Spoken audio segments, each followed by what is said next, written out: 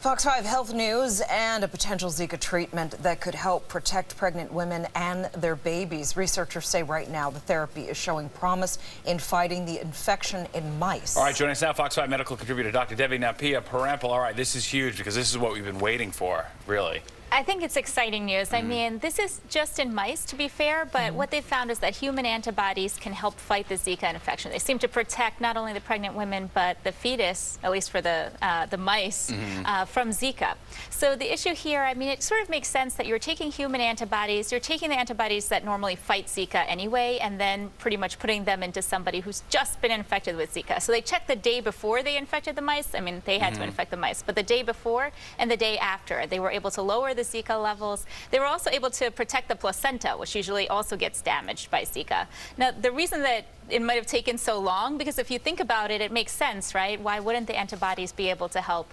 But probably part of the reason that it took so long is because we weren't able to find the antibodies, right? Okay. So just think about when you go get your blood drawn, right? So they take that test tube of blood, they usually spin it out into different components, but then to try to find the antibodies is difficult. It's like, you know, when you have a mouse trap, the old kind where you put the cheese and you wait for the mouse to come. Yes. Well, it's that same idea. You have to put something that looks like Zika into, you know, into your lab test and then wait for the antibody to attack it. And that's how you get the antibody. That is very fascinating. Yeah, so in order to know how to do that, you have to know what Zika looks like under the microscope, and you also have to know enough about what the antibody would look like, right? And then separate the two out again. So there's probably a lot of different steps that have to be done in order to do that. Yeah. Now that they have it, you know, it makes sense that it might help, because probably what happens is that Zika flies under the radar. So if you get infected, your body doesn't really recognize that it's a threat yet, and that's how it's able to cause more damage.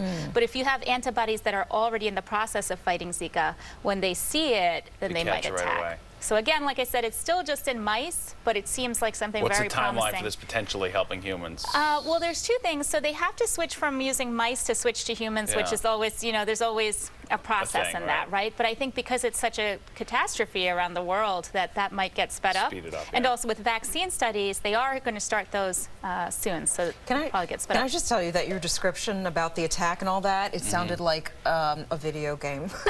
Right. I'm trying to make it at least understandable. Like asteroids or something. Painted a vivid picture. I was really fascinated. actually. Good Thank job you. if you ever want to teach. Good deal. I do at NYU. That was good. That was good. Honestly, All right, you well, how had about me this in. one? One more timely topic with a time change and all that. It's no secret the lack of sunlight can bring on the blues. Now researchers say shorter days are worse for your mood than a rainy day. I believe that. Yeah. Because you know what? On a rainy day, sometimes if you can snuggle, you know, catch some movies, it's kind of... You can't escape this, really. You can appreciate it. Sure, and you're still getting sunlight even if there's the rain. I mean, it seems cloudy, but you're still getting exposed to sunlight. Yeah. But when it's a shorter day, I mean, then it's kind of different. So this study was interesting. I mean, they looked at 16,000 people, so it wasn't a small study, and they followed them over the course of 6 years.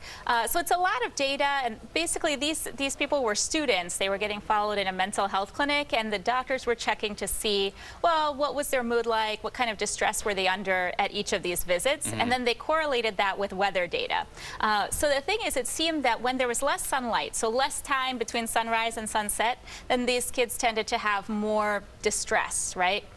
So the conclusion was that probably the amount of sunlight exposure, the number of hours, is what defined this. But I think there's a little more to it. I mean, if you think about it, then we should say that if you live sort of at the poles, the extremes where there's sunlight all the time, that you should be happy. Yeah, that you should automatically be happy, but that's not the case, right? That's There's probably a little bit more to it about not just the number of hours, but what else is going on. Sure. And plus, these were students who already knew that they might have some depression or anxiety, so they were already seeing someone for it, whereas some of us, you know, maybe we have that, but we don't get treated, right? So there's that. Yeah. And then sometimes, you know, there's also other factors. Maybe they're more predisposed to where the sunlight affects them more. Right. So. It makes sense to me, though, in those Sure does. in the big picture there. All right, Doctor, we Doc. appreciate it. Let's talk about the and Nick.